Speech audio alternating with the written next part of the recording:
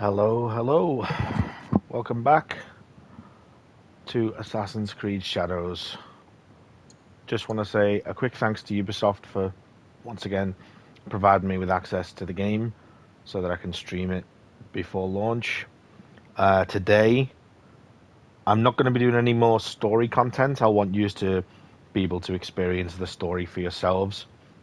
So I don't want to do any more spoiler content.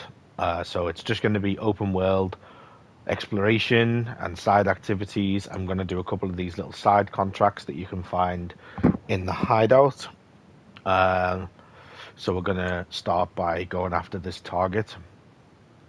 But also, it's a Q&A stream as well. So I'm going to give my thoughts and impressions on the game overall as I'm playing through it. Tell you what I like, tell you what I don't quite like. There is a lot more that I like than I don't like, which is really good. I'm really enjoying the game. But there are a couple of nitpicks, as always. There'll be, little flaws here and there that can be pointed out for either improving in like a patch down the road or something like that. Nothing major, but just a couple of little things that I want to go over that you also might want to know about before getting your hands on the game. It's also, like I say, it's a Q&A, so drop your questions in the chat. Let me know what you want to know about the game, and I'll do my best to answer any questions that you've got. And yeah, so we're back in the hideout. I've just accepted a couple of contracts. Make sure we've got our gadgets. And let's head out. I haven't really done anything else with the homestead yet. As you can see, it's still pretty basic. Oh, nice. Are you planning on playing it today and getting on early, or what's the plan?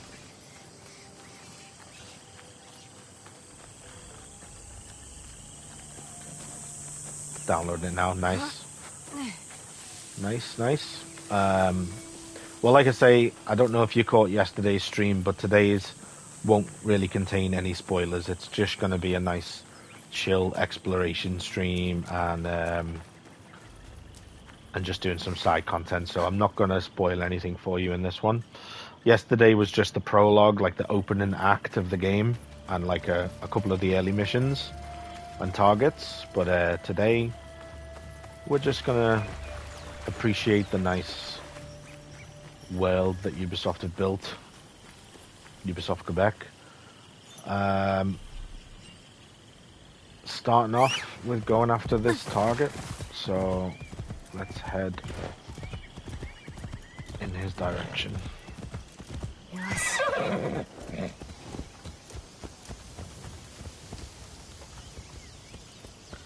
Okay, that's a good question. I actually think Ubisoft could do a really good job with a superhero game. Like, I think like a team-based game like Avengers or Defenders would be good because they have a lot of diverse gameplay in their games. So like if you look at just Assassin's Creed alone, you've got archery, melee combat, climbing, and then if you look at their like sports games like Riders Republic, there's like flight suits, and they all run off the same engine, like the Anvil engine. Then you've got Ghost Recon, which is also on the Anvil engine, which has shooting mechanics.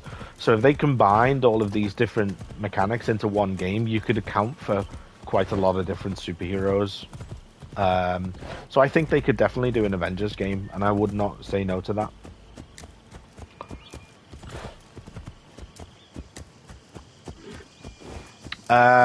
It's a couple of months now that I got accepted for it. I basically put in like an application on the website, if I remember correctly, like the Ubisoft Partner Program website. And I was actually quite lucky because a friend of mine through YouTube, Iron Smash. Oh God, I can never remember the name of his channel because it's like Iron Smash Web. Let me double check. I'm going to make sure I'm getting it right, obviously, so you can check out his channel. He's doing really well. Iron Smash Web, yeah, there we go. I always get the name mixed up, but it's Iron Smash Web. He messaged me and said that he kind of like put a recommendation through for me because he also got access to it prior, so I was really grateful for that. And then, if I remember correctly, once I put the application in, I think it was just like a couple of weeks. So yeah, it's definitely worth looking into if it's something you're interested in. And you know, I've only got like just over 2,000 subscribers, which is, you know, I'm a very small channel, and yeah, here we are. You know, got the game early, so hopefully more opportunities like that in the future. We'll see. So just gonna go over like my initial thoughts on the game so far.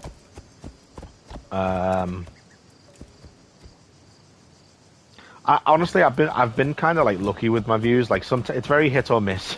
Sometimes I'll have a video that kind of explodes a little bit, and then sometimes it's, you know, it's just a couple of hundred. So I'm still learning. It's very much a steep learning curve, trying to figure out what people want and what people enjoy.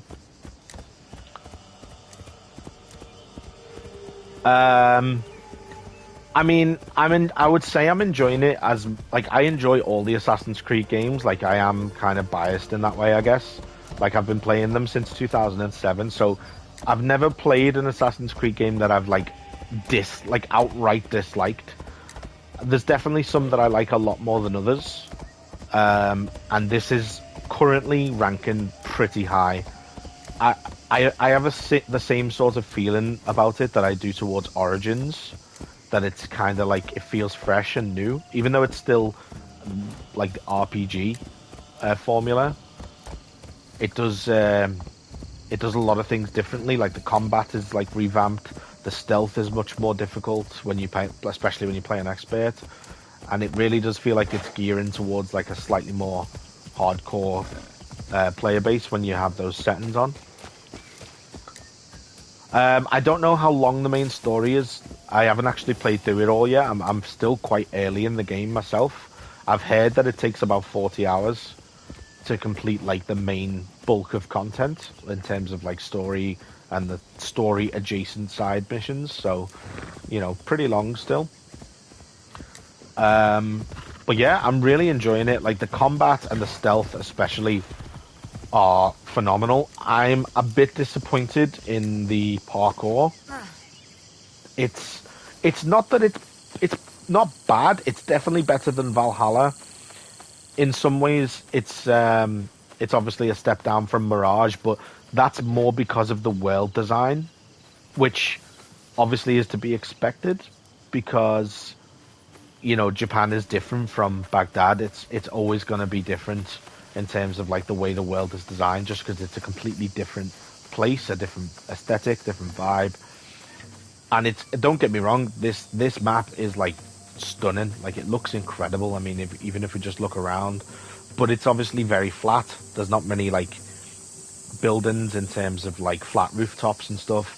So when you factor in the historical architecture, you're never going to be able to replicate Mirage's parkour, because a lot of what Mirage did well in terms of parkour was down to the map design and the way Baghdad actually was. And because of the way Japan actually was, parkour has to function differently.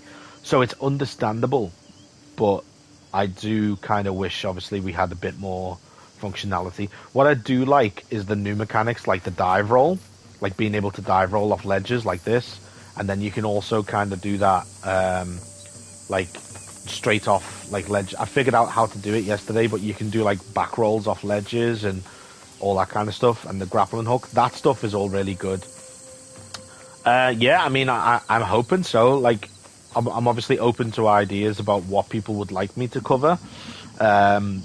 Even after Assassin's Creed, when it comes to Ubisoft, I'm hopeful to get early access to some other Ubisoft titles in the future. I've definitely got my eye on a few games that I'm interested in covering, like Crimson Desert, for example. I'd really like to try and get some access to that game, because it looks very interesting. A very big medieval fantasy RPG. So we'll see. A a couple of things that I figured out. If you were watching the stream yesterday, I pointed out that I was getting frustrated by the fact that when I was trying to crouch, I would sometimes descend a ledge, and it was really annoying me. I've actually managed to fix that now. So basically, in the settings, you have the option to separate crouch and the descend mechanic, which it's like that by default, but because I played around with it to make crouch circle, I kind of accidentally overlapped the descend and the roll and the crouch mechanic, so that was kind of my fault, and I've actually fixed that now, so it functions a lot better. Just takes a little bit of messing around with.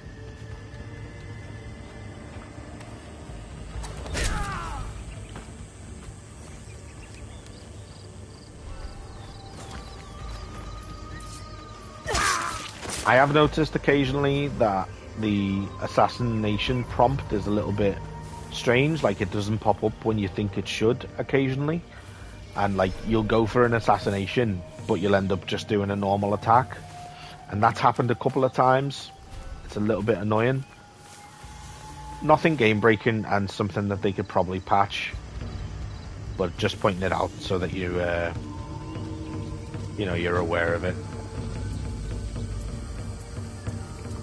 Don't think I can take that guy out just yet. But yeah, in terms of like the stealth and the combat, it's really good. I would say the stealth in combat is like easily the best that it's been in the RPG games.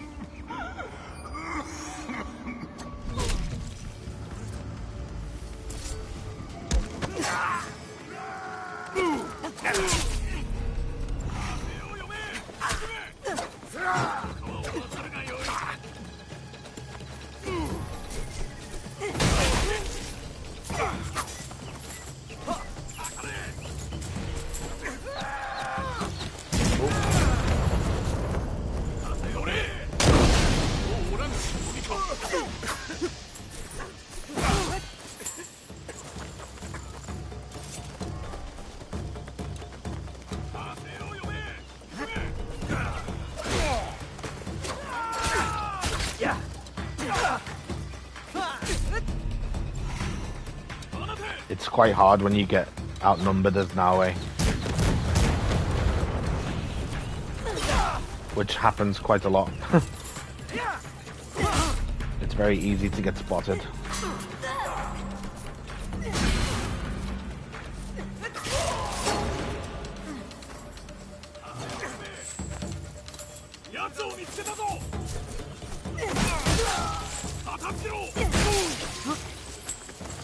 That's the target done.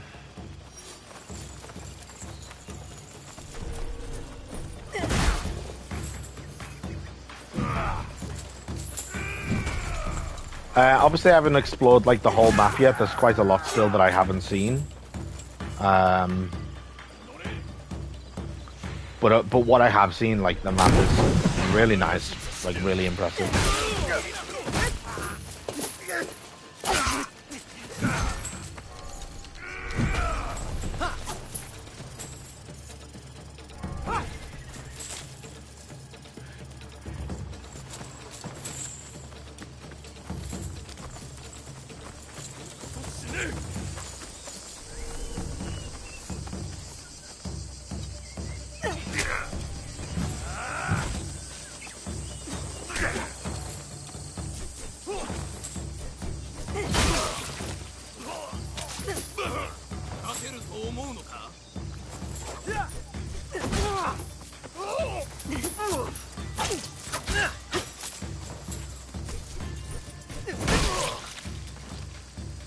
As long as you play your cards right, you can keep enemies back pretty effectively with this weapon.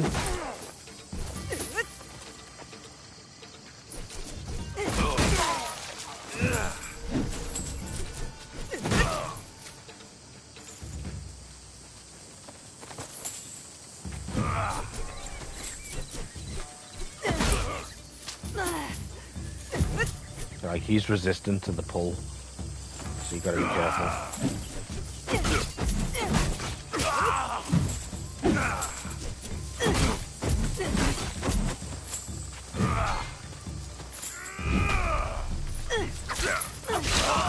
But the combat has a really nice flow to it.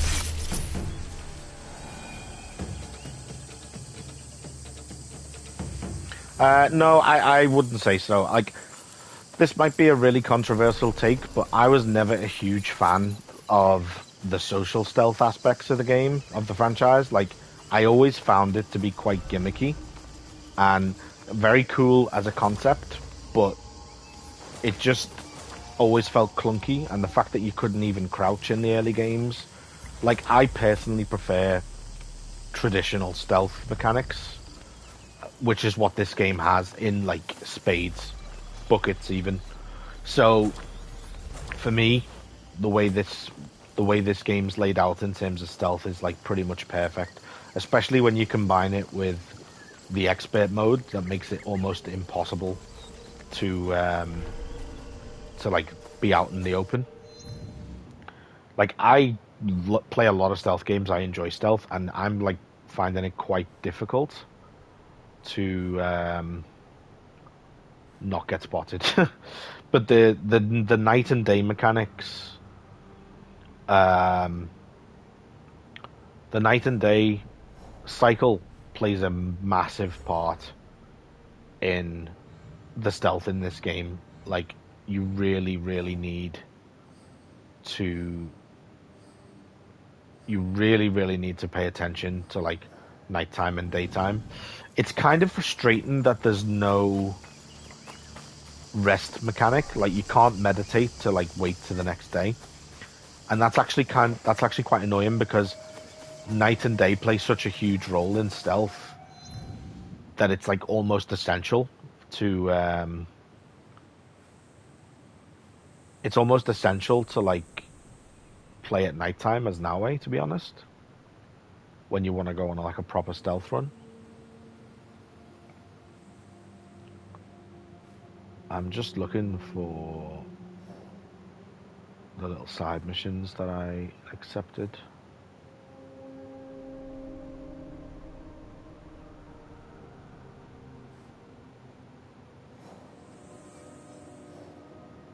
Is it these? There doesn't seem to be a way to track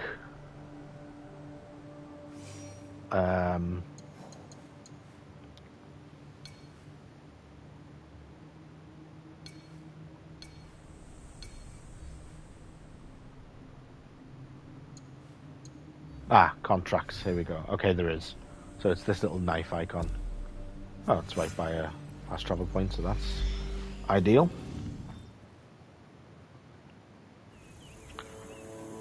Oh, looks like we're going to get a change of season.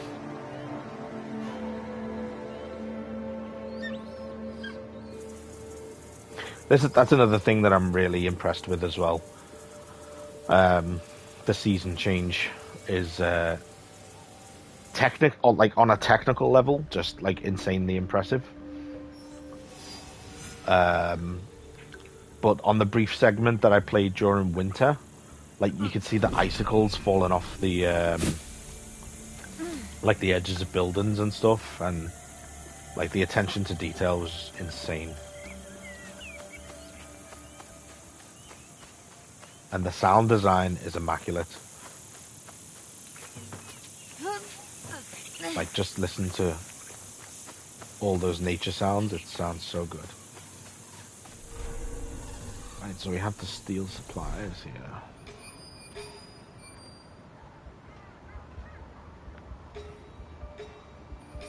Yeah, Sai and Chakrams would be cool. I personally am really enjoying the Tanto and Kusarigama so far. I need the double assassination perk, and that's what I'm trying to get. I probably won't use the katana all that much, even though I do like the Shoji door assassination. But I prefer the double assassination and the chain assassination that you can do. I think they're probably more useful. Obviously, we're going to get the bow staff in the DLC. Personally, not so much weapons. I'd quite like to have new tools. So like a blowgun, like a blow dart to come back. Maybe like caltrops that you can scatter on the ground to like stab people's feet so they can't chase you. You know, things like that, like ninja tools. less so than weapons as such. Or maybe, but if Yasuke gets a new weapon, I think it should probably be something like dual katanas, or like a katana wakizashi combo. That'd be nice.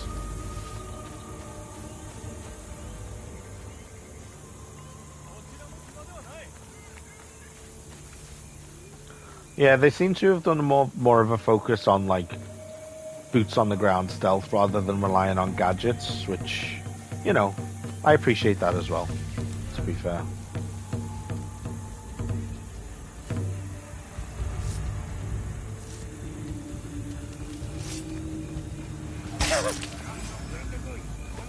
Oh, that didn't last long.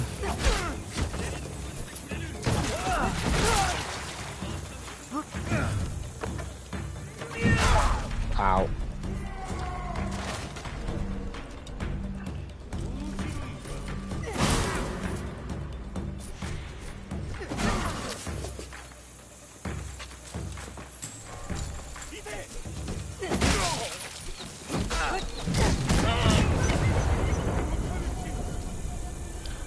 From what I've seen, the snow seems to make the biggest impact because obviously if you walk on snow as Naue, it slows it down quite a bit, like deep snow. And then the icicles also, like they do actually fall off and like make sound. Oh, you can use them as a distraction as well. Like if you throw a shuriken at like an icicle, it can make noise. But apparently rain makes it harder for you to be heard. I haven't really experienced that just yet, but based on everything else I've seen that is accurate to what they've said, like functions the way they said it does, then it wouldn't surprise me if that's the case.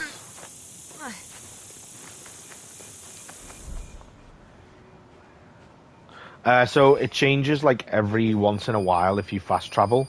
So when, on the screen in the right hand corner, you'll see like a compass, and then just below it, it's got change season, and that tells you what season it is and how close it is to the season being changed. So it's like I think it's like every 40 minutes to an hour in game, you can change the season, or it'll change on its own if you fast travel. So it's fairly regular.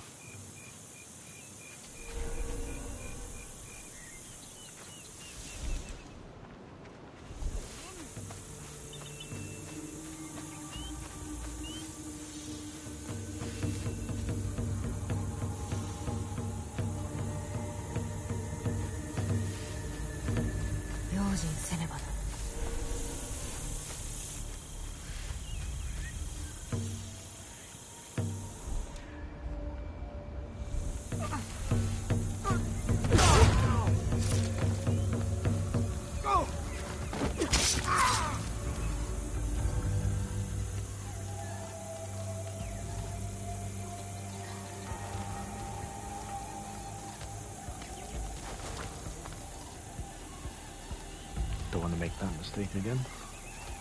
Need to wait till this guy's last. I can't even do damage to him.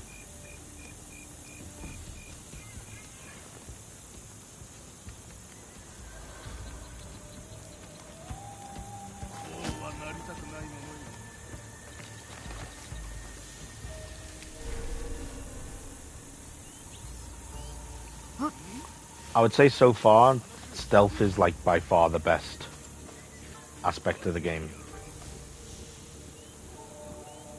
They dramatically improved overall stealth. Like even from Mirage, like stealth was much better in Mirage than it was in Valhalla, and in this one they've upped the game.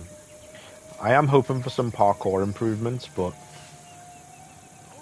it's not, you know, it doesn't feel like super necessary at the same time.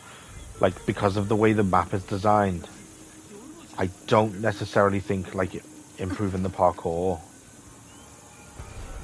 would make a huge difference, because there's nothing to parkour on all that much, if that makes sense.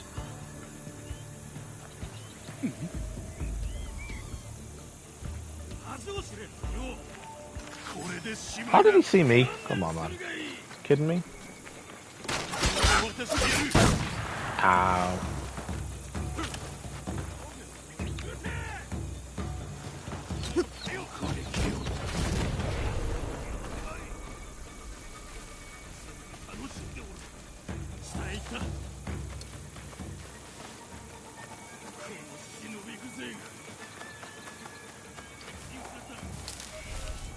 Hit and run tactics definitely seem to be the way to go with melee.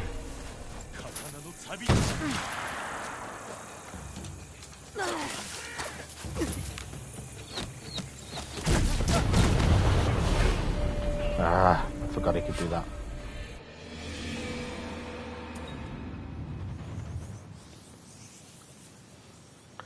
You definitely need to take your time a little bit with the stealth.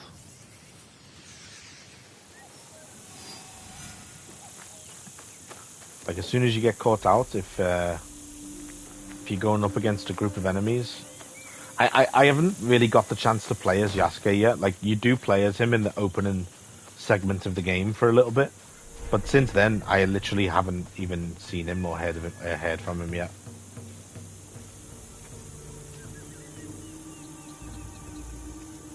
Let's try this a slightly different way. 見つかってはならん。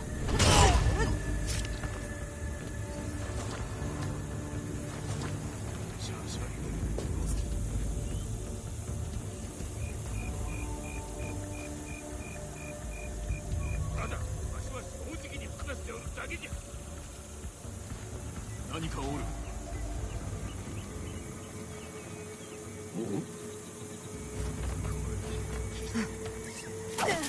Ah, see what I mean? Like, the assassination prompt just doesn't seem to work sometimes.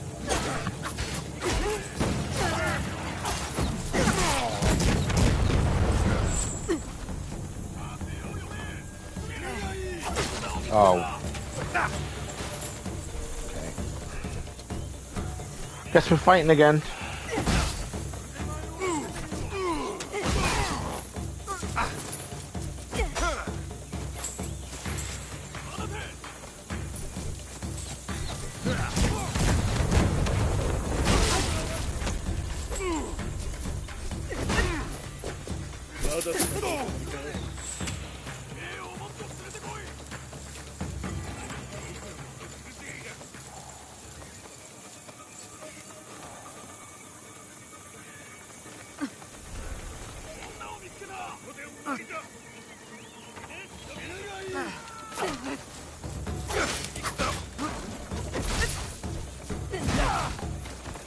Still got a little bit of that jank, you know. Not the oh, sorry, I've just seen you comment about the dialogue. Not the dialogue. I'll talk about that in a second. Like, the overall game, it still has a little bit of that jankiness that Assassin's Creed has, but it's, you know, at this point, it's kind of like part of the charm. The dialogue, I mean, I'm playing it in immersive mode. So it's all in Japanese and Portuguese, and so far really good. I from what I saw pre-release, like from early previews, I wasn't overly sold on the dialogue in English. It just, I don't know, some of it fell a little bit flat for me, so I decided to play on immersive mode, and I think that's the right decision. It's really good in Japanese with subtitles. A lot of the dramatic moments hit really hard, and the voice acting is really good. So that would be my recommendation. I think the Japanese dialogue is the way to go.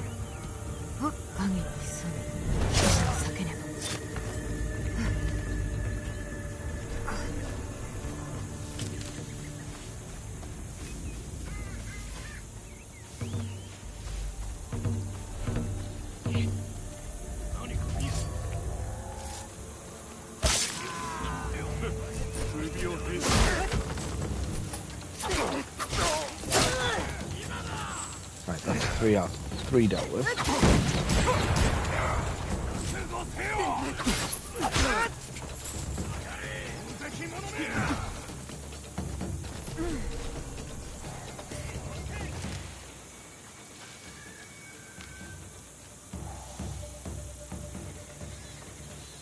Yeah, the DLCs usually do have like a more structured story. I find like the Hidden Ones DLC in Origins I really enjoyed, even though the main story was good.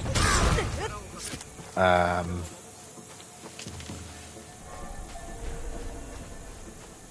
wasn't as sold on the DLCs in Valhalla. Thought they were decent, but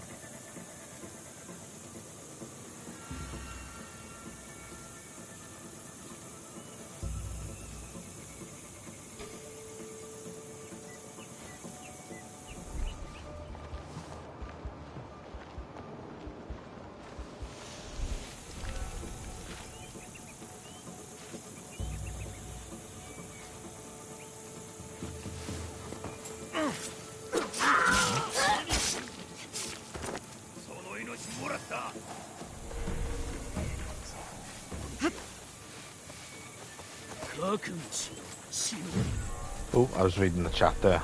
Ran right into that guy. Um, yeah, there is a lot of backstory, and I do quite like the way it's like told through flashbacks. That's cool. It gives you a good reason, extra reason to do like the side activities that like show the flashback missions. I do quite enjoy that.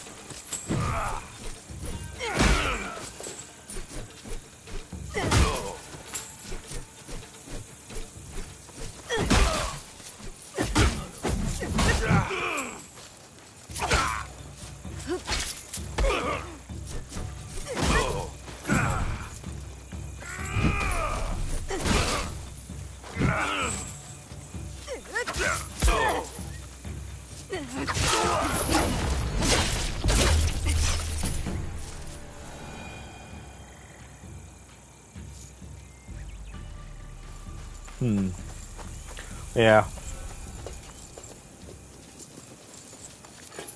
It's been that way with a lot of Assassin's Creed games in the past few years. Even Black Flag, to an extent. Like, that problem kind of started with Black Flag.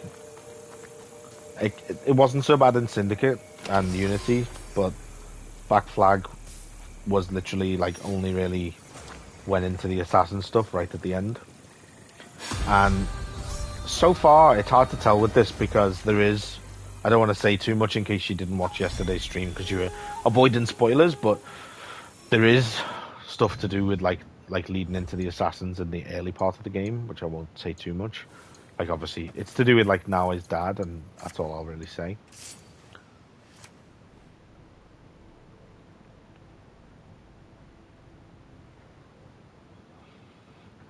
Yeah, it would be nice to get a game in future again that's like pure, just assassin brotherhood rather than like assassin adjacent.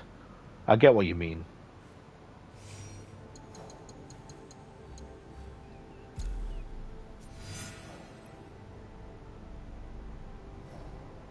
How far are we from that?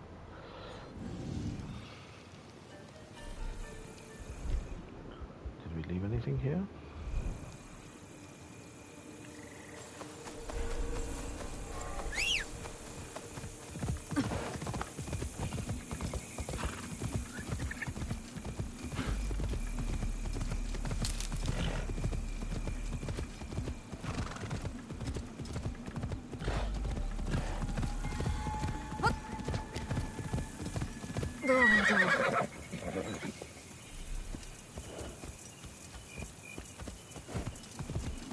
I will say that I saw someone on Twitter say like stick to the roads because if you get lost in the trees, it's really hard to find your way out, and that is true. The forests are like super dense. Like if I go into there to my left, like you just can't even see because it's that thick. 止まれ。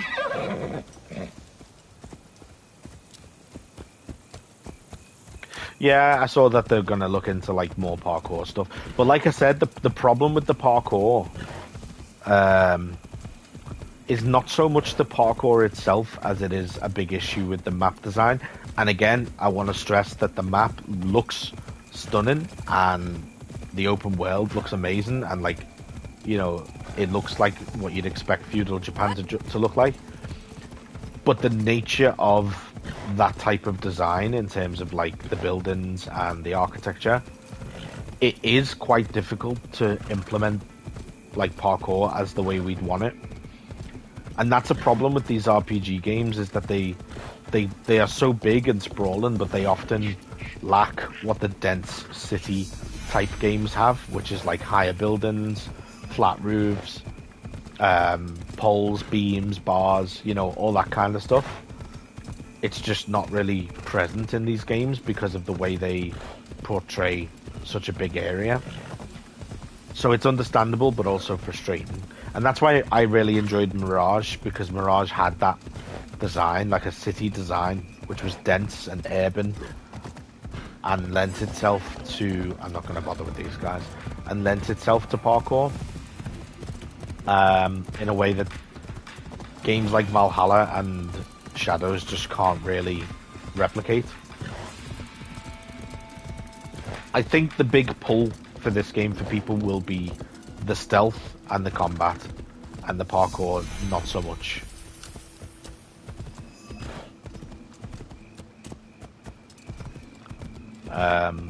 But that said, I do really like using the flips and like the descend mechanic. The descend mechanic is better, and I also really like the grappling hook as well. The grappling hook's super cool.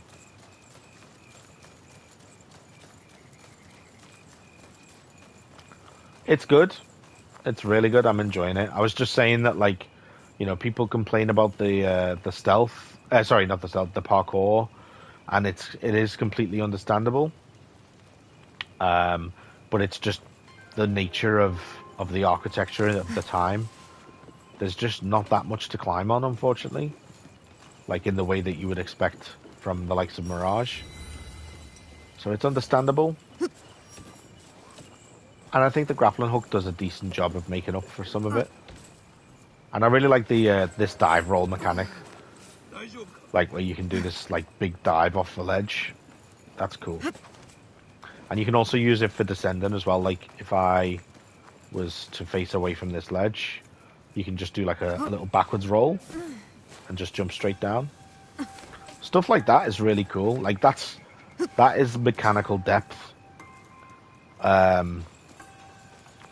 That's the kind of like mechanical depth that you really want. I do kind of wish you could, like here for example, obviously I'm this big gap. I wish you could throw your grappling hook across and then like swing across this gap to the wall. But there doesn't seem to be any way to do that. Like if I was to just jump, I don't think it would let me use my grappling hook in the air. Let me try. No, yeah, so I'll just jump straight into the water. And I can't even use the grappling hook like from all the way down here because the stones can't be climbed. So that's kind of annoying. Like you would think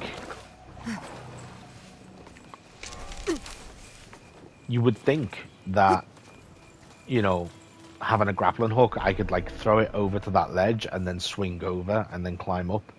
But you can't. There's no way to do anything like that I can tell.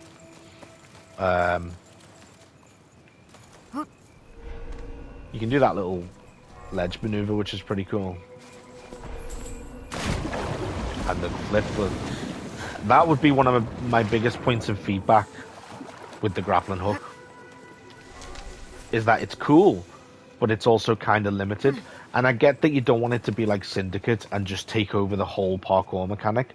But if you're not going to have a super in-depth parkour mechanic in the first place, then give the grappling hook a little bit more to do. Like, if this was Tenchu, I could just aim the grappling hook at that ledge and just like swing across. And I don't think it would be impossible to like put that in the game. Like if they just added it so that I could just jump and then attach the grappling hook to that ledge at the last moment, that would be really cool. It's it's got more freedom. Oh yeah, Tenchu is incredible. Um, it does have more freedom than Ghost of Tsushima's grappling hook. I'll say that much. You can use it on like pretty much any like roof that hangs out, whereas Ghost of Tsushima it was like very specific grappling hook spots. But in this, it's like any ledge, any roof ledge that hangs over a little bit, you can pretty much use it on.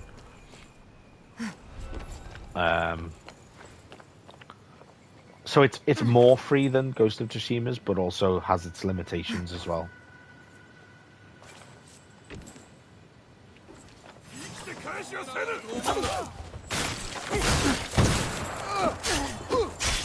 I literally can't see a thing. I mean, the lighting is incredible. Like, look at that. Oh, crap.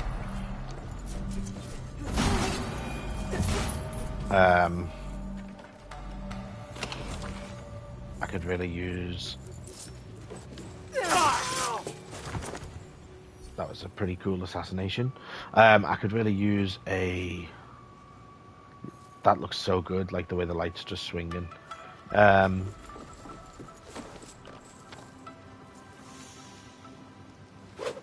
There you go. So like any ledge, any roof that like hangs over a little bit, you can use it, which is good.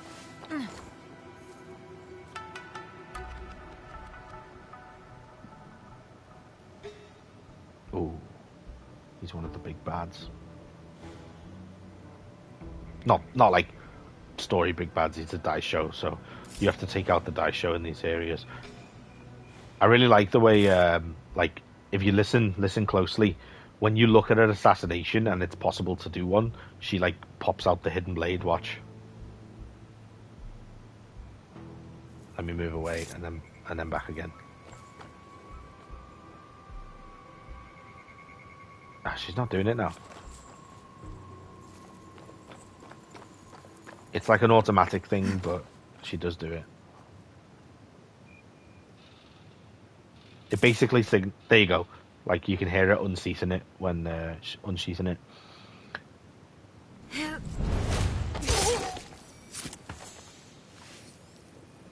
I think I should be able to take this guy out. I'm pretty sure I can kill people with 3 bars of health now. Didn't know those 2 guys were there.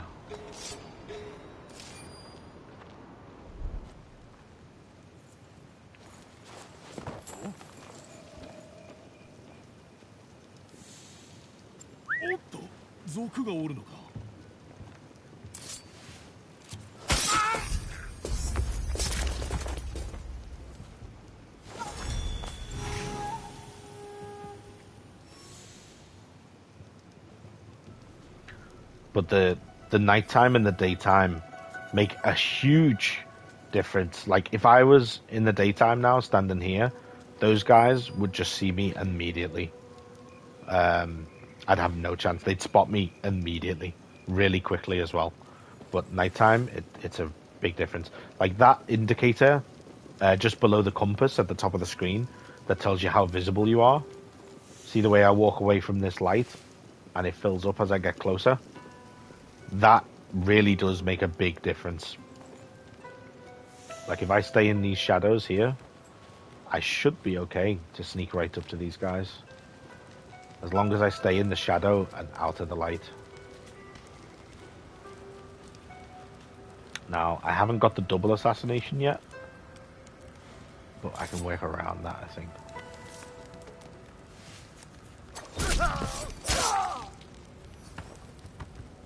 Where there's a will, there's a way.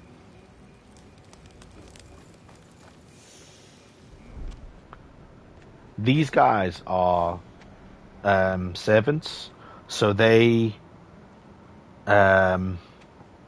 basically will like run and tell people if you're like around. And what I've found that I really like is you can actually use it to your advantage. because what they do is they don't just immediately alert everyone. They they tell the guards what where they saw you. So if they run away and then bring a guard, they'll bring a guard to that exact spot. So you can purposely let yourself be seen. They'll bring a guard to that spot, and then you can kill the guard. So it's almost like its own little lure mechanic. It's really clever the way it's designed. I thought when they were like put in the game and we saw them pre-release that if they spot you, they're just going to alert the whole camp, but they don't. They just bring a guard to your location. Like, look, he was there. She was there. She was there. And you can use that to your advantage as much as it is a disadvantage at times as well.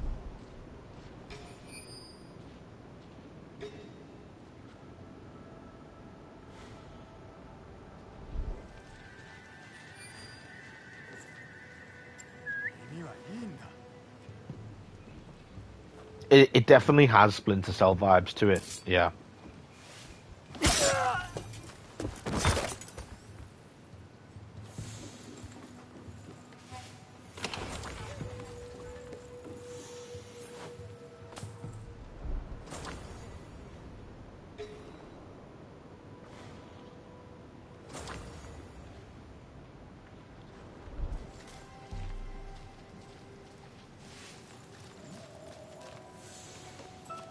See, look, that's another thing about the expert mode as well. Like, they can spot you. Those guys, like the long range guys, they can spot you from even, well, anywhere. But they look up, so it sounds like a small change, but looking up and spotting you on rooftops makes a big difference in terms of difficulty.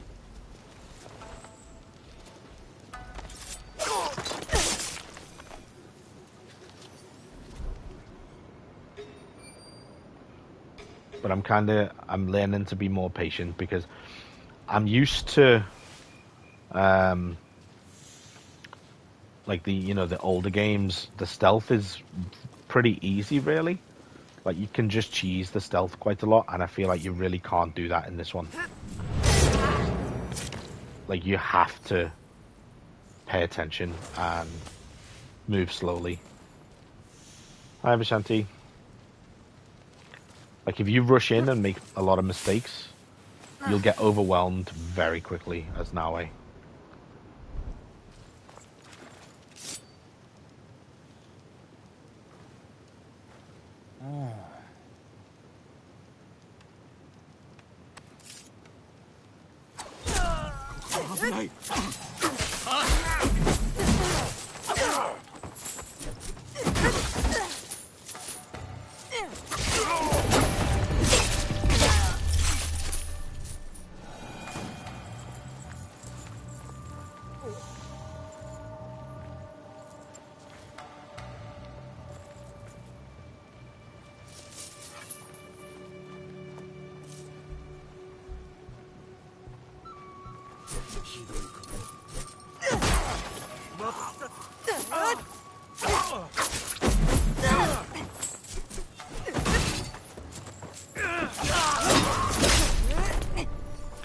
It's stealth.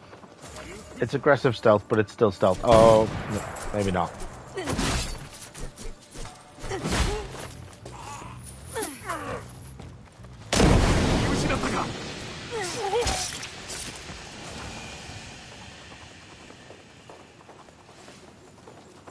I'll take that. I didn't get hit, at least.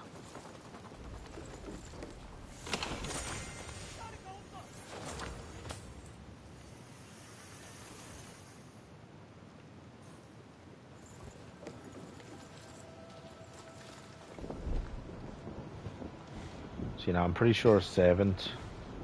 I've just heard a servant shout, so they might have gone to get someone. Another cool thing is, like, the time of day and the weather does have quite a big impact on stealth as well. So, like, this guard is, like, basically asleep on the job. Like, he's not paying attention. So even if I walked in front of him, I could quite easily take him out. And he's not waking up from that.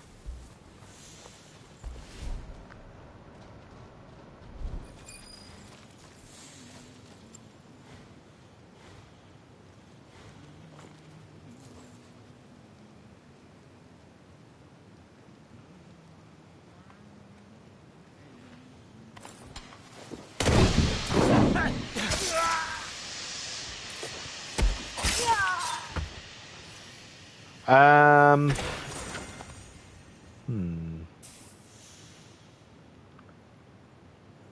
To be honest, I'm not sure. I feel like maybe India or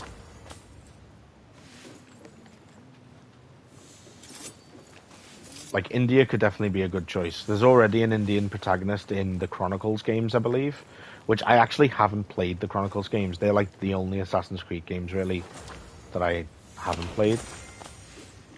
Um, but I feel like you could do quite a lot with that setting. Or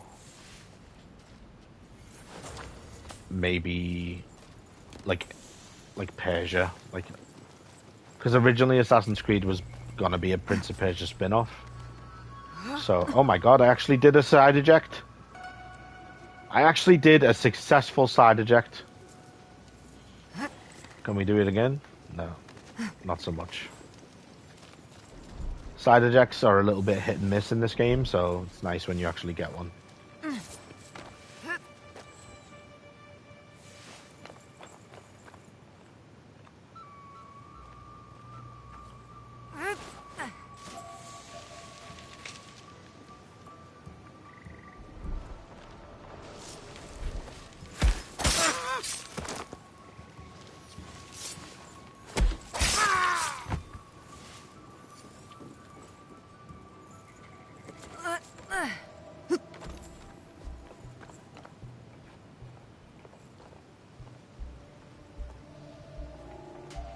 Oh, look, see, they can see you even on the roof if you're in the light.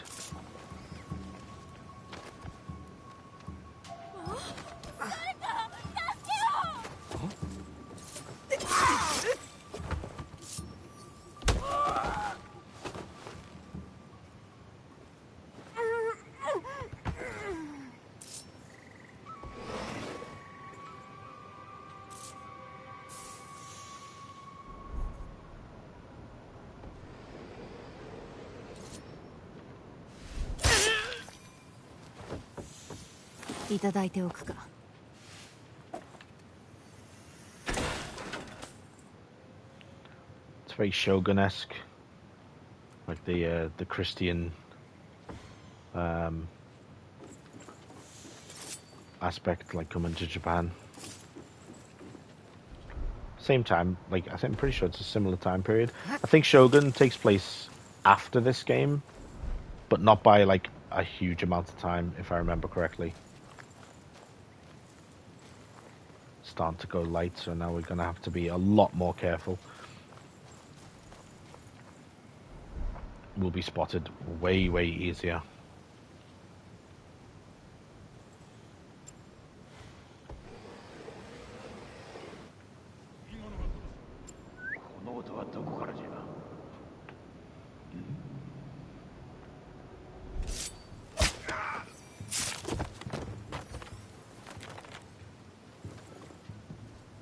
Ah, there's an opportunity to show. I think this is a Nightingale floor, so it squeaks if you walk on it. So you got to be careful of those because they give you away.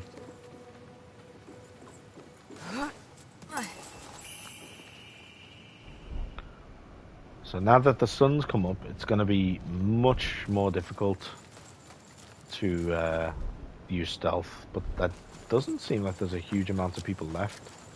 So we might be okay.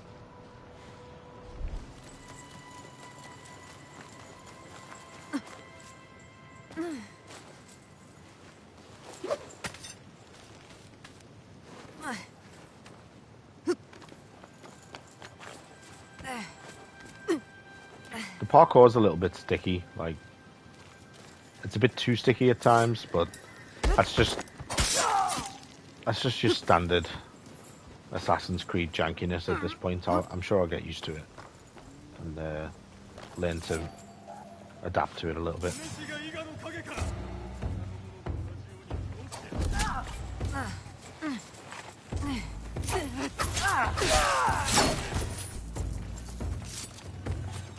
Oh, I didn't really want to fight the dice show, but here we go.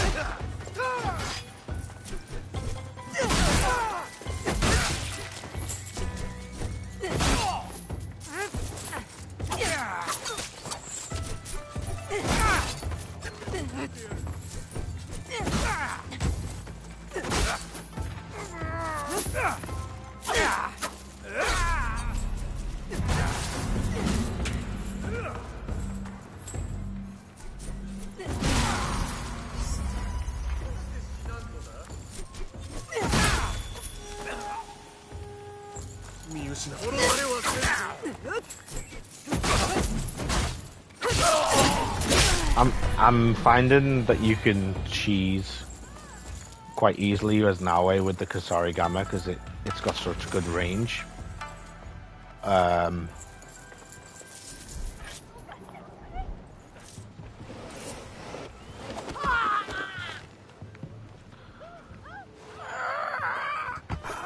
not sure. I don't know. I mean, there was a World War One segment of Assassin's Creed Syndicate, which was pretty cool.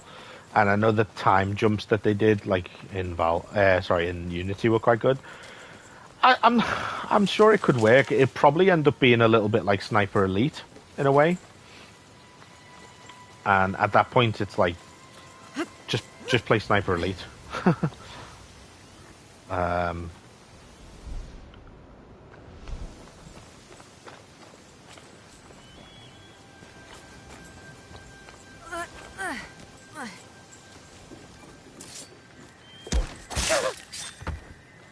Which I'm not opposed to. I mean, I quite like the Sniper Elite games.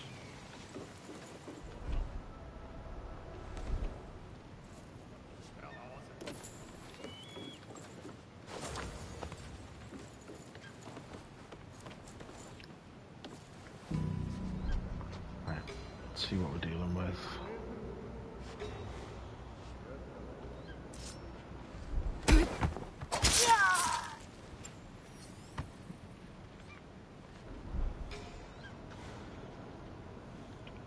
Can you throw these through the paperwork floor? No.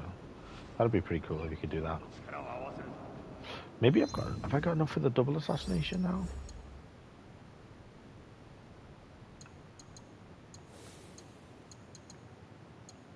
No, I need to... Wait, actually, that might be... Isn't it in the Shinobi skill tree?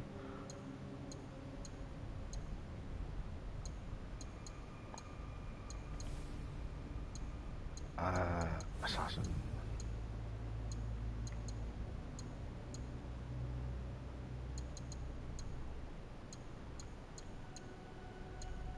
I needed another knowledge rank to do it.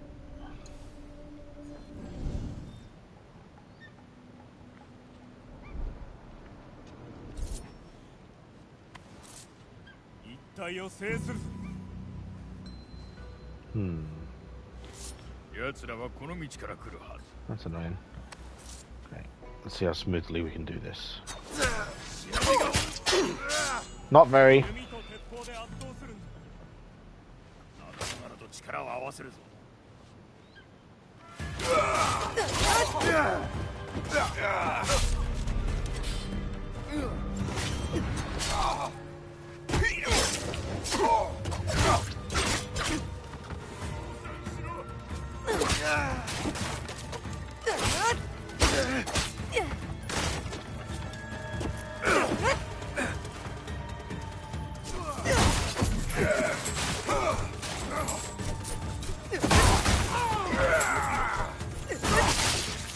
This may have been a mistake.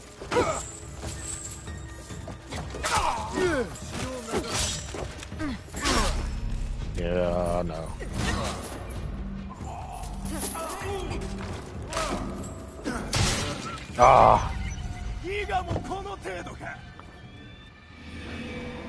The plan was to hit that first guy with the knife to make him weak, assassinate the other guy quickly before they recover, and then finish the other guy off. But that was the plan. Obviously, it just didn't. It didn't work out. Okay, maybe I can try it again. This might be futile. But...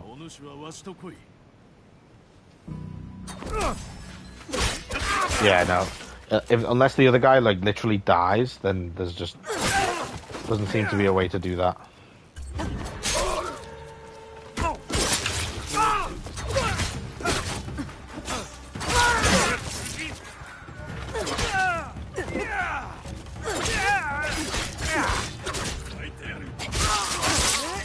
Right. At least I dealt with those two a lot quicker this time.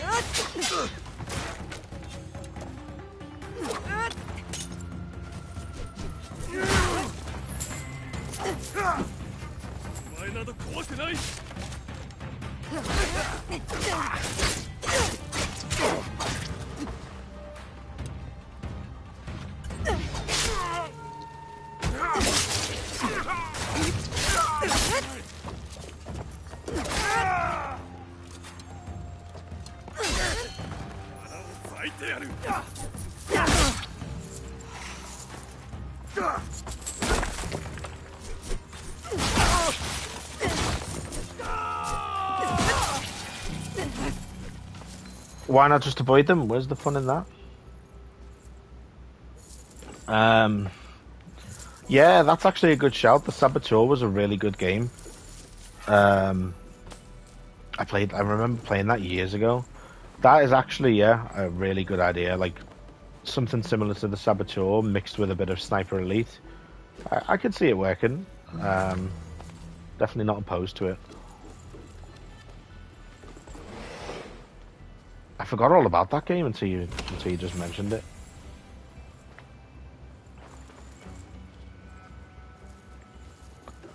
How many dice are left in this place? Is there anyone upstairs? I don't think we've killed them all.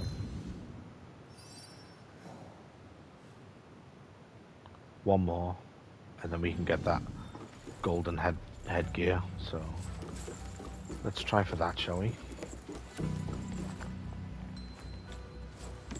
Head back outside. Oh, wait. There's something there. Right, let's try and find this other dice show. It's got to be around somewhere.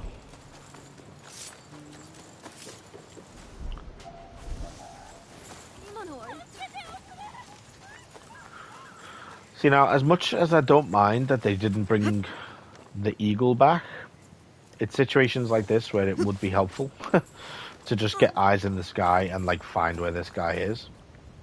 But at the same time, you know, it makes sense to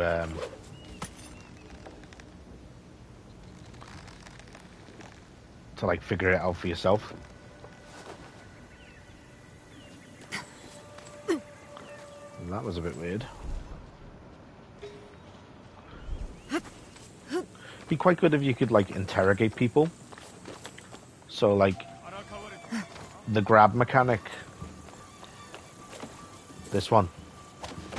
Like if I grab this guy, if I can like interrogate him to find out where the die show is, that would, I mean, you want to talk about Splinter Cell. That would be a pretty cool Splinter Cell mechanic. And I know you're going to say, oh, you're coming up with concepts already. Yes, I am. Deal with it. That is just what I do. It's how my brain works. I can't help it.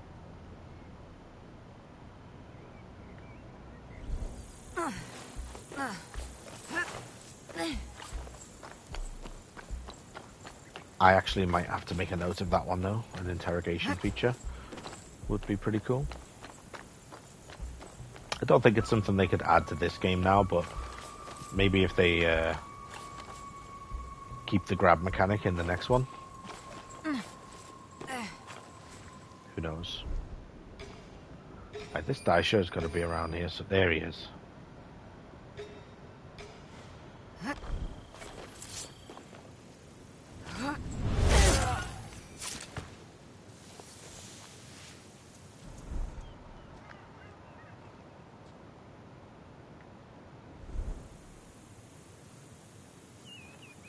hide in these? Yep.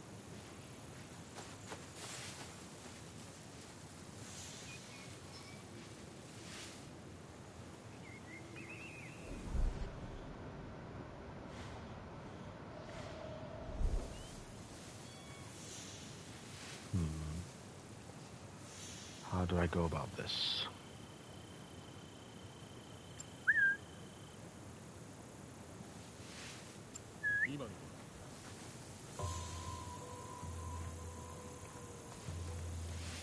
I've noticed that, like, even some of the lower level enemies, if they're suspicious, they can still stop your assassination even from the front. Not all of them, but it just seems to be some of them. Like, it doesn't have to be a big brute. If they're suspicious or they're walking towards you and you try and assassinate directly from the front, sometimes it still fails. Which I honestly quite like. Like, I think that's pretty cool. It makes you take into consideration a little bit more.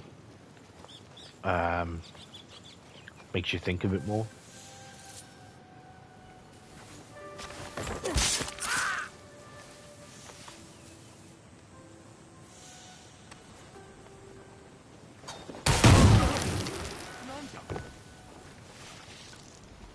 It's one way to do it.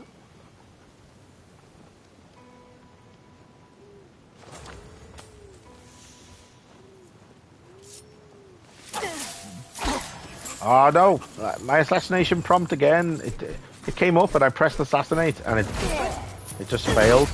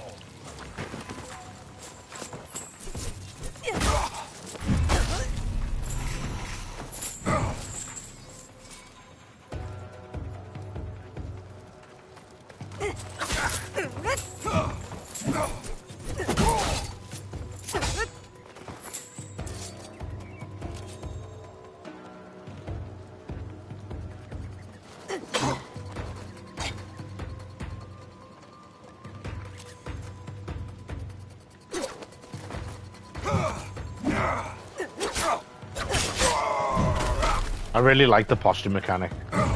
Like, it just adds a whole extra little layer to the combat.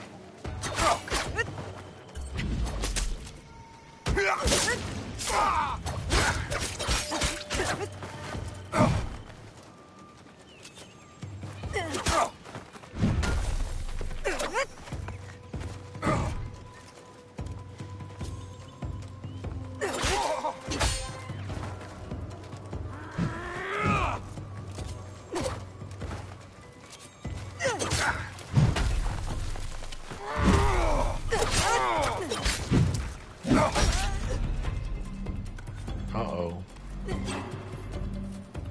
Oh, come on.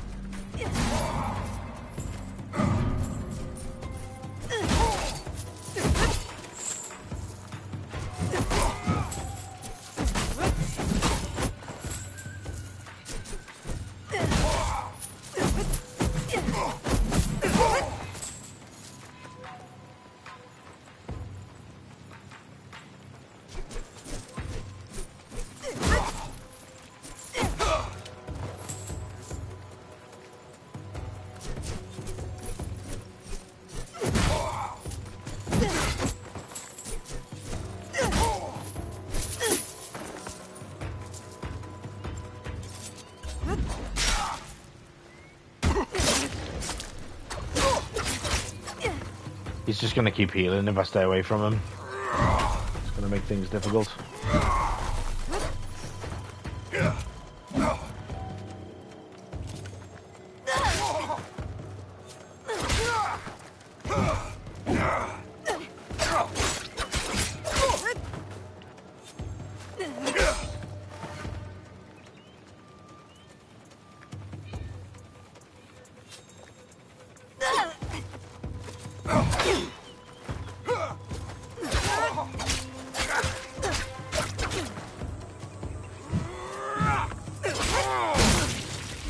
Damn.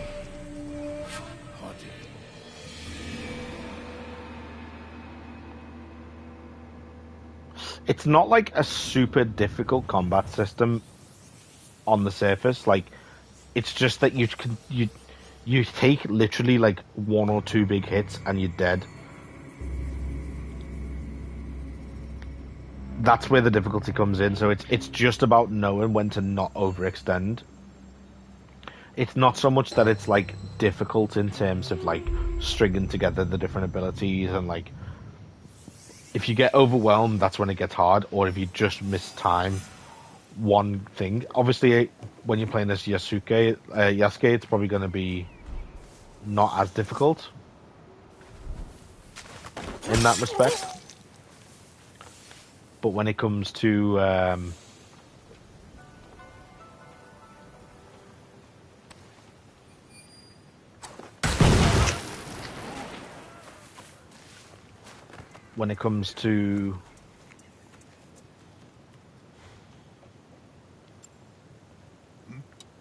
playing as Nawe, it's definitely noticeable.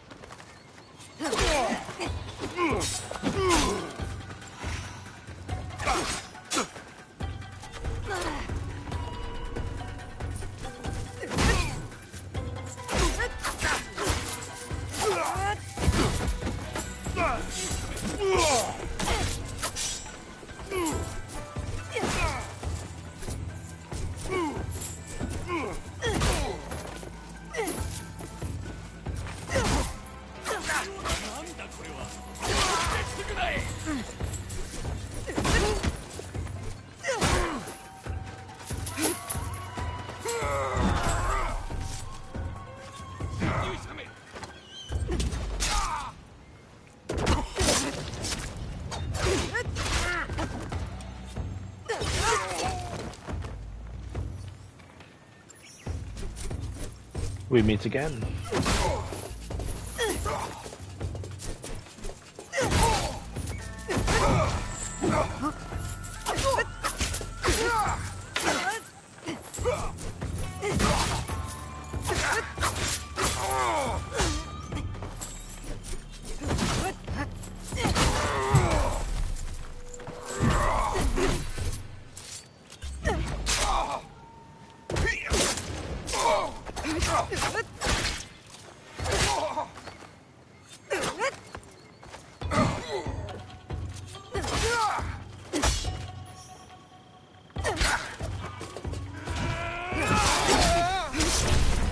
I feel like sometimes it's worth just being that extra little bit aggressive, just to keep them whittled down. Because like if I was leaving him alone, he was just going to constantly heal. So yeah, right. Where was that chest? Up in the tower.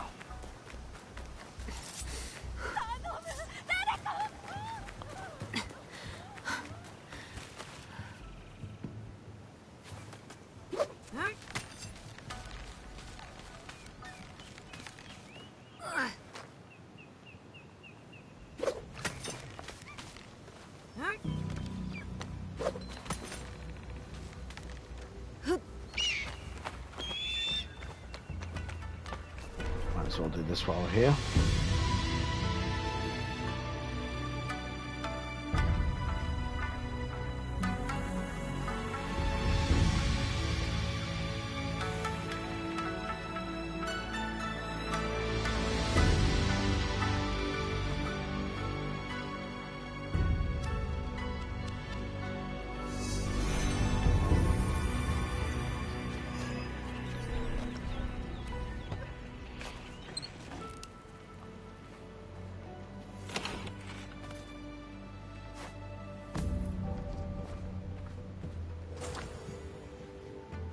Shouldn't I have got like a really fancy headgear piece? No? I mean, I got all the die show.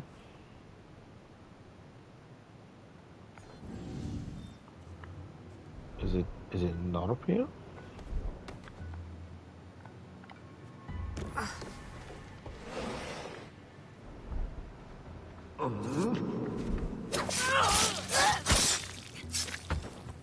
Oh, guess it's just not always at the very top.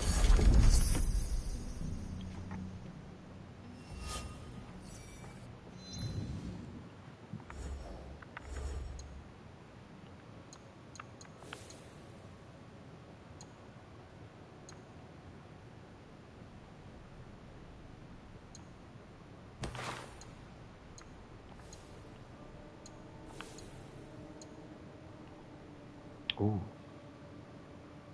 that's nice. Doesn't have quite the same perks, but it looks way nicer. And as cool as this hat is, I think I prefer my original outfit.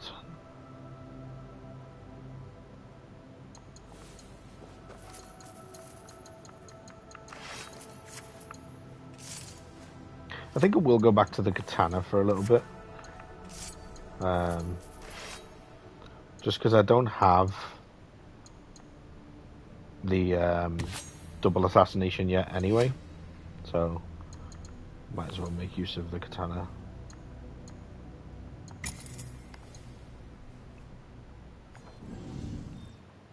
Oh, look at that. That's a nice outfit, that. Looks really cool. I genuinely get like a bit of a jump scare every time I level up. Like, it's so loud and just like out of nowhere.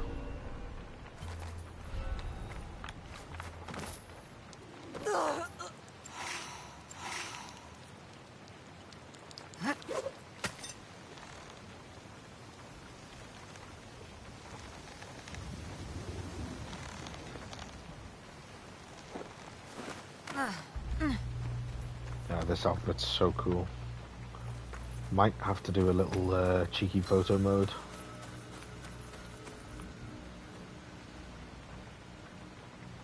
See if we can get an aura shot.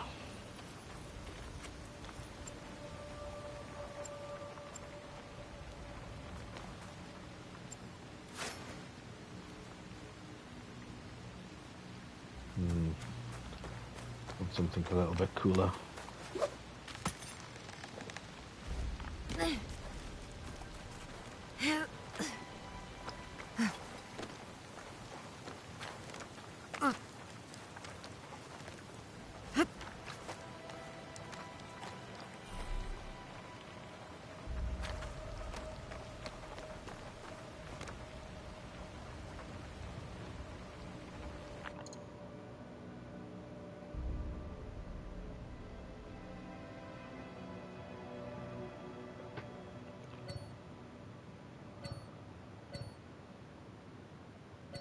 Let's see.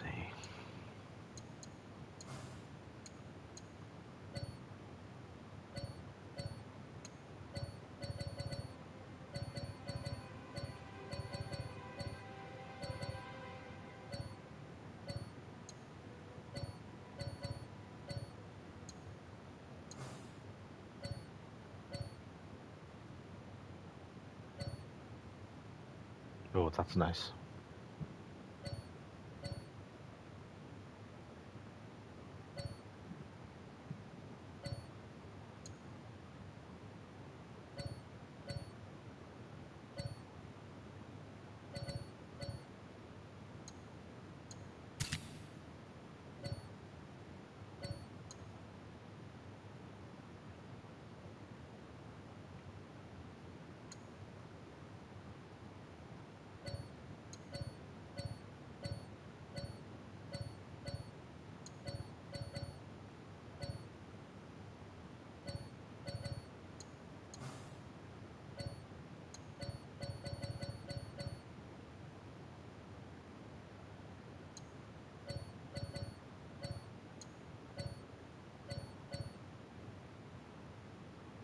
Maybe I could use this for a thumbnail.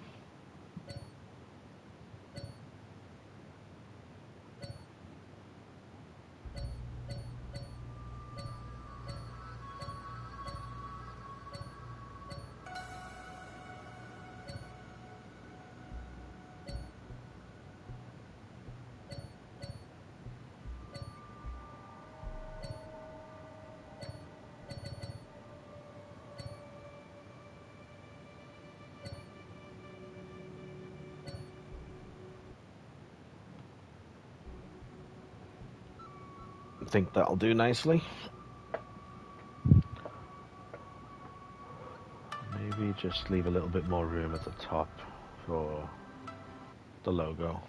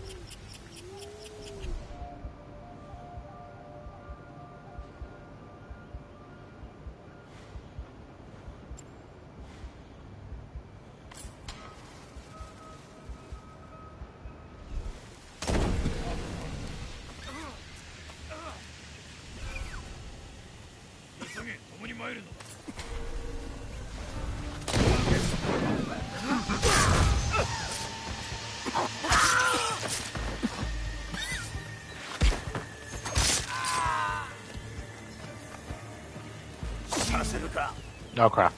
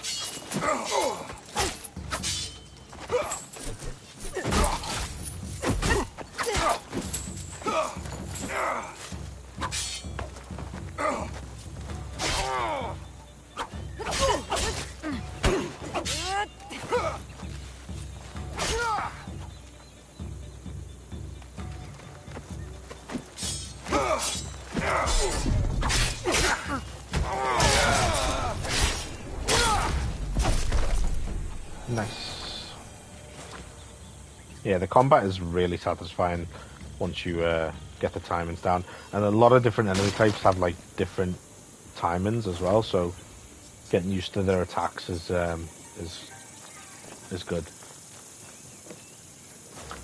There's a lot of different enemy types. There's like shinobi, bandits, samurai, different types of samurai, ranged guys. There's loads.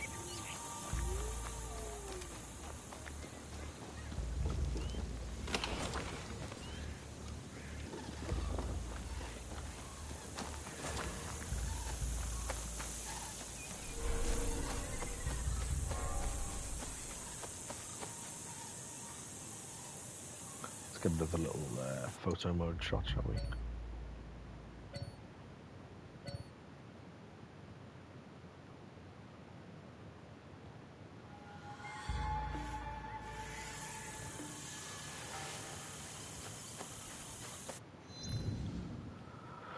Right, if we go back to the hideout, we can look at some more contracts.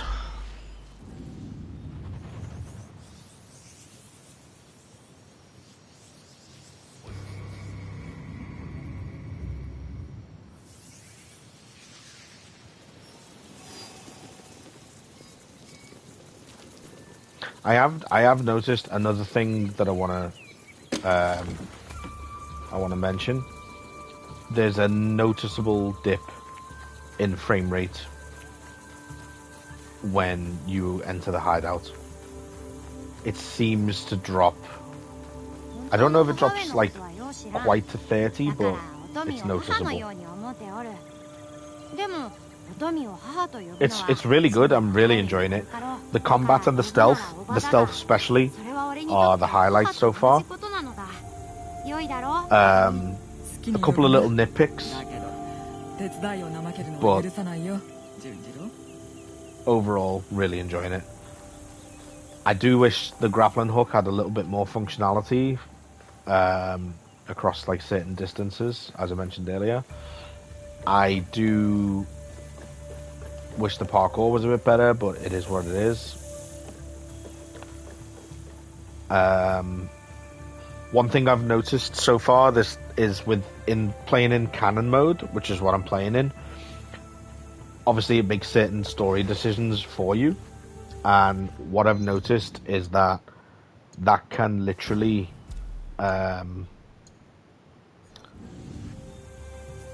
affect like even some allies that you can gain access to.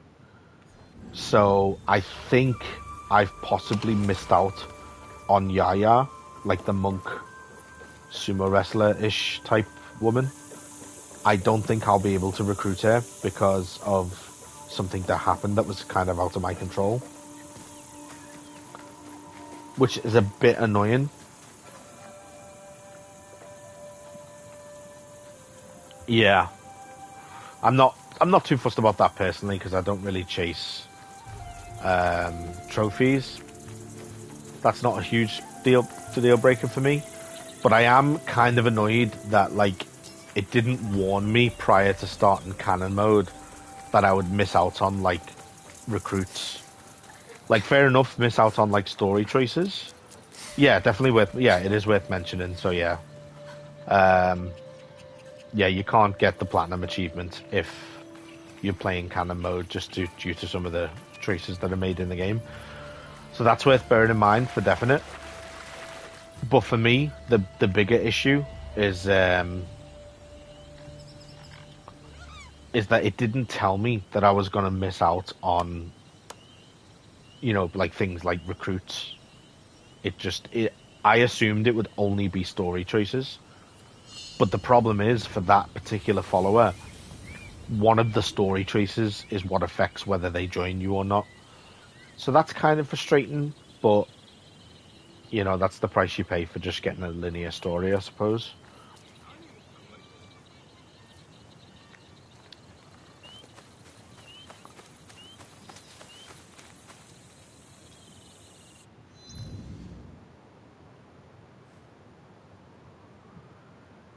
Yeah, I think I'll probably end up doing like another playthrough where I do get to make the decisions. Mostly just because I want to get all the recruits for one. but then also the fact that just to see how it might play out slightly differently. I don't think it has a massive impact on the overall story, but it'd still be interesting to see.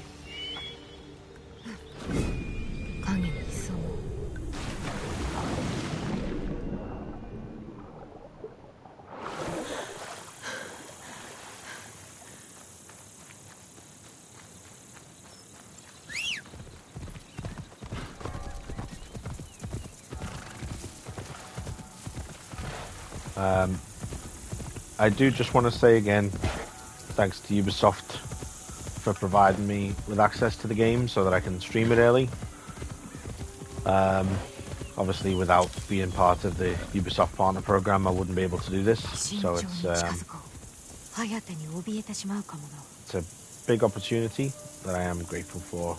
And as I've said, hopefully we get to do stuff like this again in the future. So if you're watching and you're not subscribed, then please do. I would appreciate it.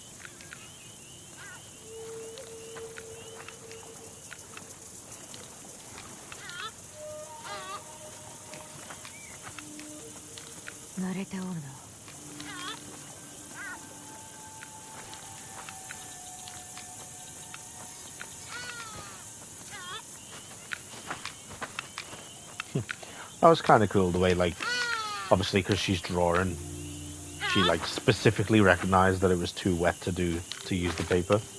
Nice little attention to detail.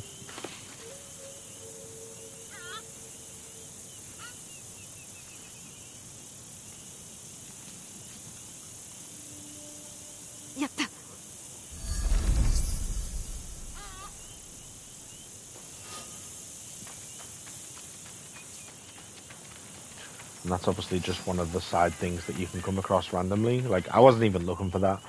I just happened to come across it.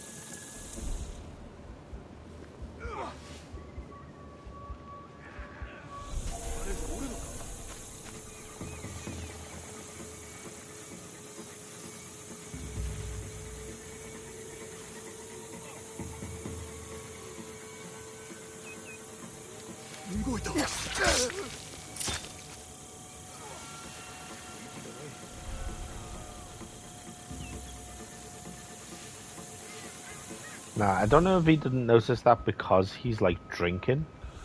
If he is, then that's cool, because I feel like any other guard probably would have spotted that, because it was kind of out in the open. But no, so there's no animal hunting or animal enemies in the game. They said that it didn't align with like the culture of the time. I think it's because there was a lot of Buddhism in Japan at the time. I mean, there is today as well, but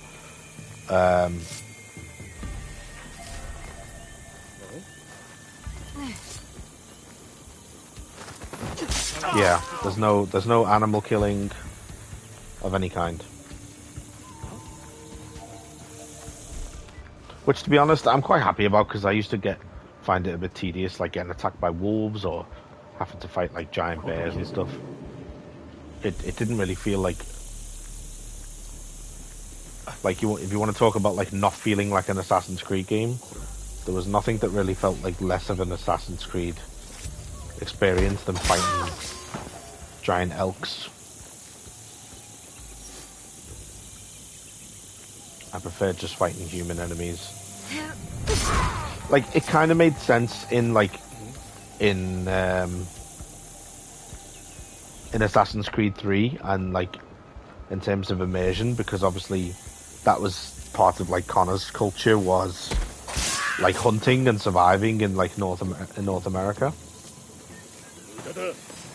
Oh crap!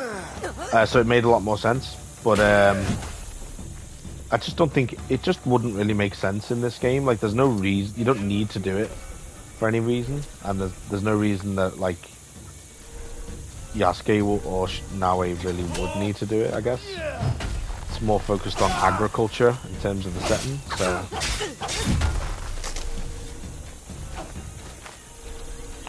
in fact, one of the early missions, you actually go after some poachers. So.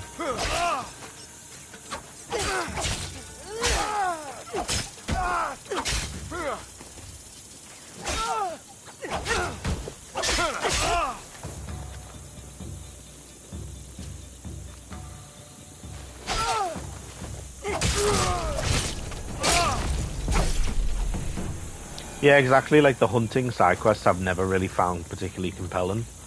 So I'd rather there was more of a focus on like the human element of combat and stealth than like waste time and resources putting it into like killing animals and stuff when it's just not really needed.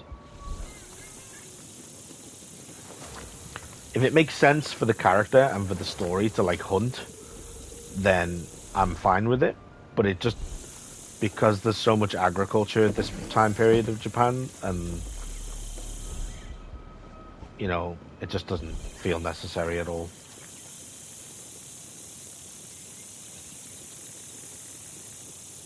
I haven't seen like a huge amount of it like so far, but what I have seen has been really nice. So like Sakai is like a port city, and like it's got like all the ships out in the sea that you can like climb onto, and that is pretty cool. And then you've got like the more forested areas and the temple, and a lot of like nature. But like I've only really, you can see the area that I've explored is just this section here, and that's in like coming up for, it's got to be like 10 hours of gameplay almost.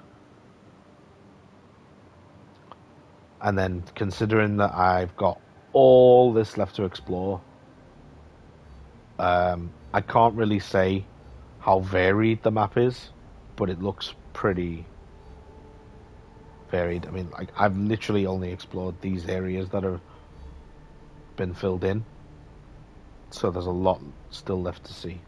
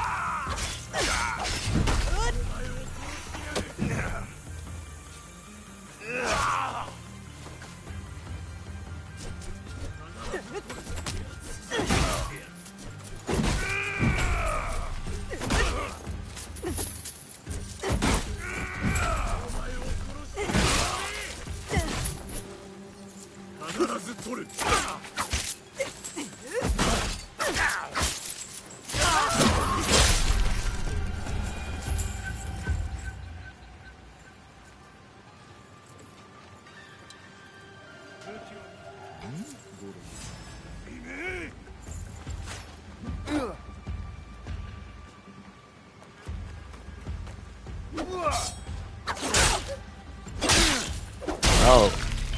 Oh, okay. The Ronin are obviously a lot harder than normal enemies. I underestimated that guy.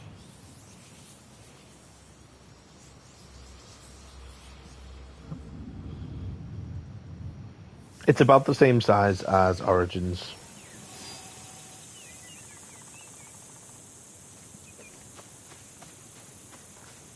Can I just assassinate this guy? It's probably out of my range in terms of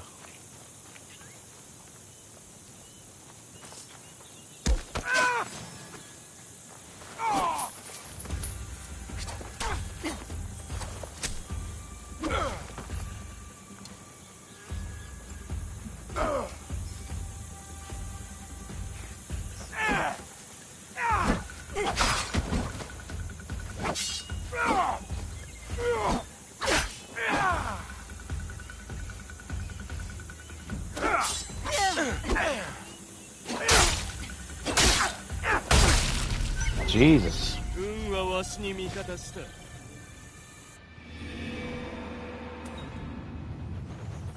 They kind of like stun lock you. Like if they get you with that first hit, it's really hard to block the next like combo that they throw at you.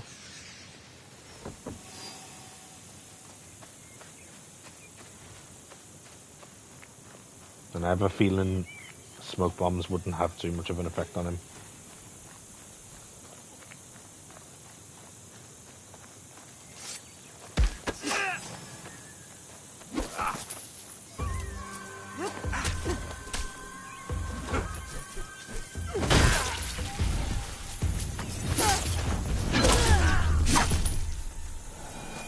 Nah, just cheese it.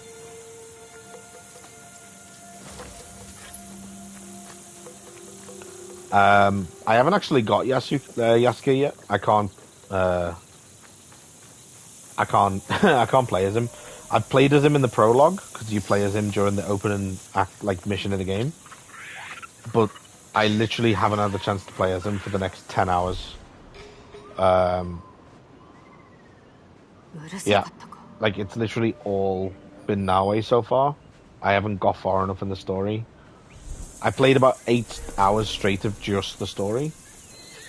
And it's not even that I've chose not to play as him. I literally don't have the option to play as him yet.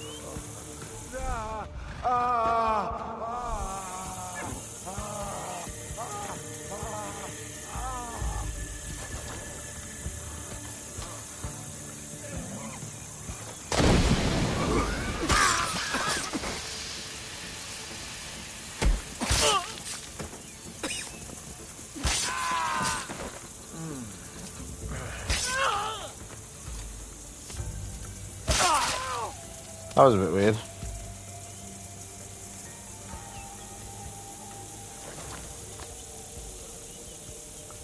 Yeah, I feel like he'll come into prominence a lot more in like the next few hours of story that I'm not gonna. Well, I might stream, but I'm not gonna do on this stream. I guess it does kind of feel like he's he's kind of like tacked on a little bit so far.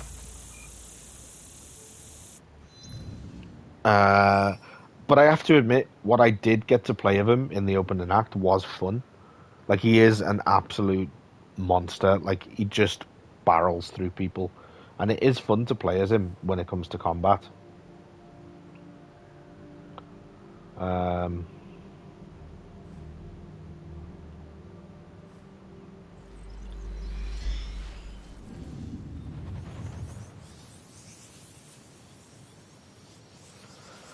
Yeah, to an extent.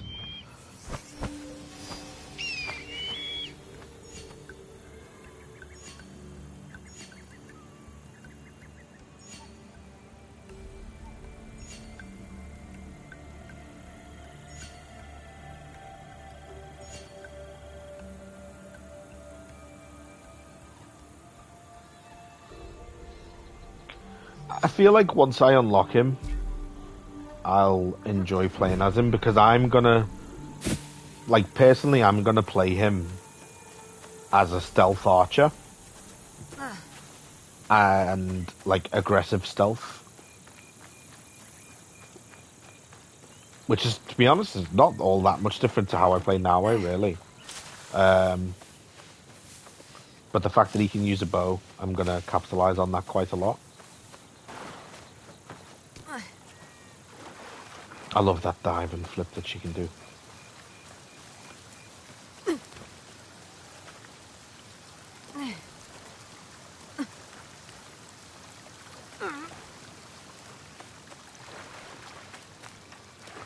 Yeah, but I'm gonna, yeah, he's gonna wear light armor, katana, bow, and yeah,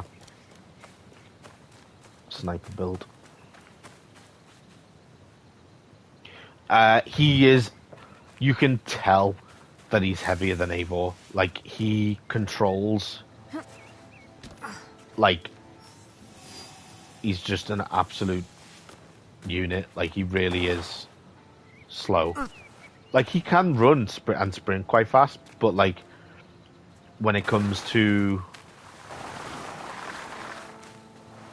like, movement, he really is, like, heavy. You can feel it. Way more than Eivor.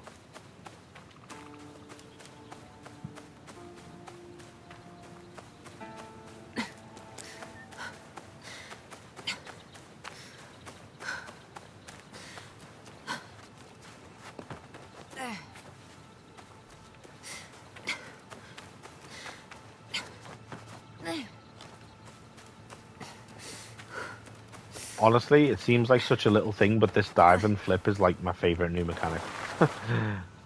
Because it kind of feels like the next best thing to like a free jump.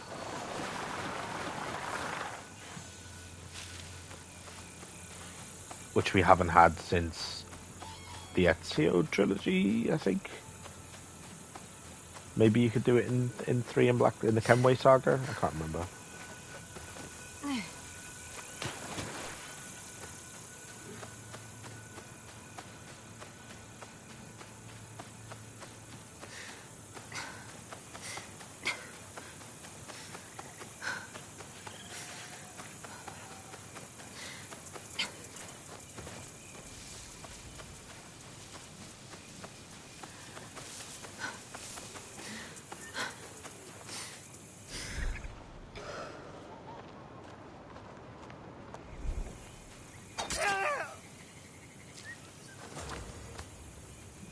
Anyway.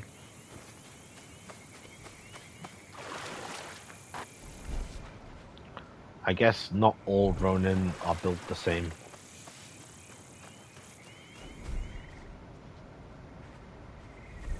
What is this?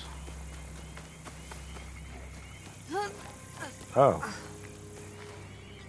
Oh, okay. Is this a tomb?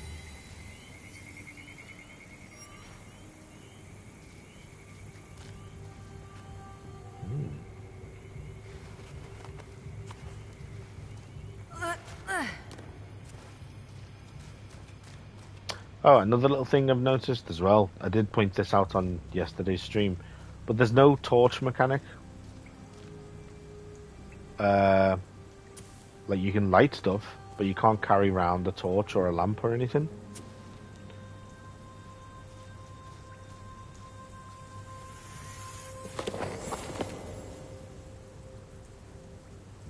Which, you know, has been a thing in, like, all the games since Origins. So, kind of surprised by that. I think it would be nice if they added, like, maybe like a little lamp that you could put on your belt or something. I don't know.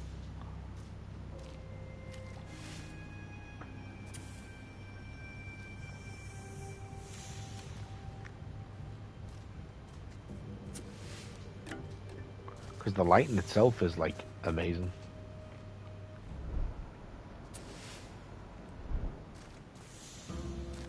But I don't know about you guys, but, like, the way I've got my TV positioned at the minute, is like it's very hard to get it out of sunlight, so I can't really see very well. Like it's just pitch black.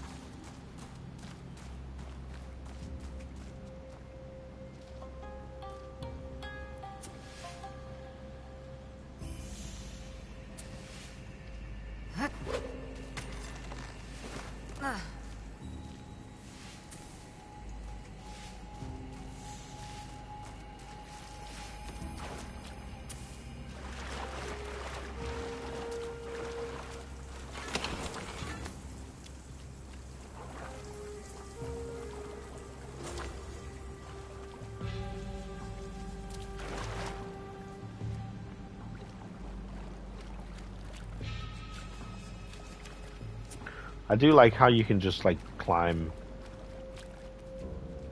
a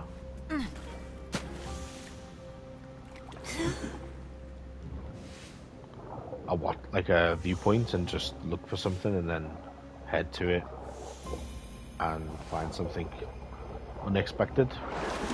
Like I just selected a random question mark and headed towards this. And here we are. I had no idea it was going to be a Kofun. Oh.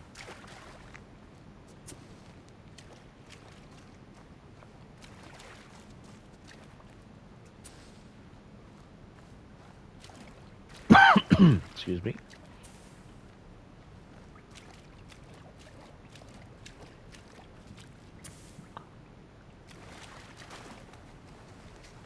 These are pretty intricate, like, it seems to go on for a long time.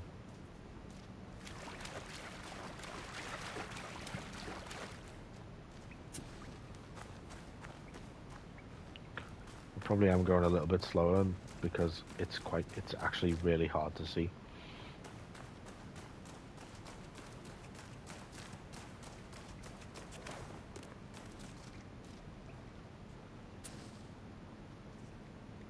It's very eerie.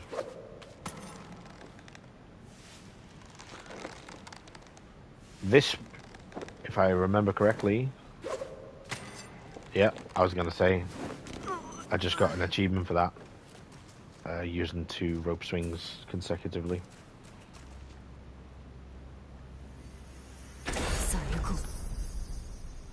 Nice.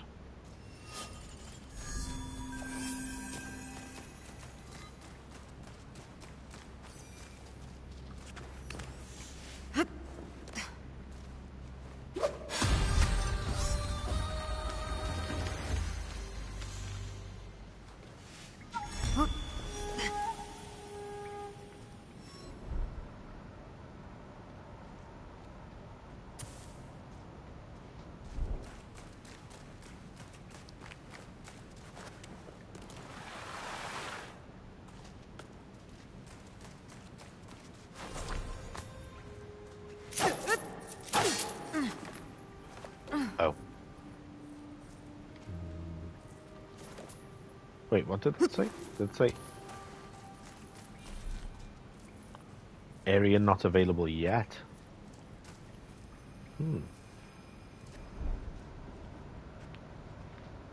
Interesting. So, how do I get out? Oh. Oh.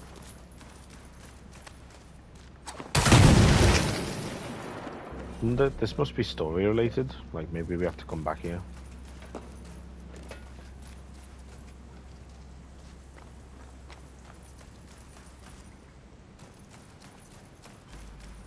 Oh well, we got a nice little engraving pack.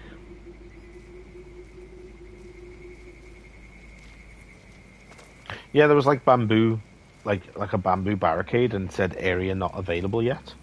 So maybe you have to come back there, or maybe that's like a path that Yasuke can take and he can cut through it. I don't know.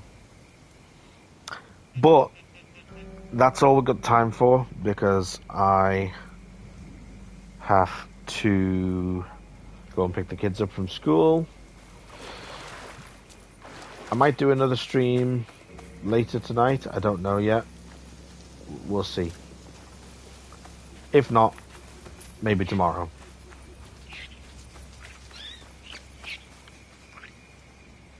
But yeah, thanks for joining.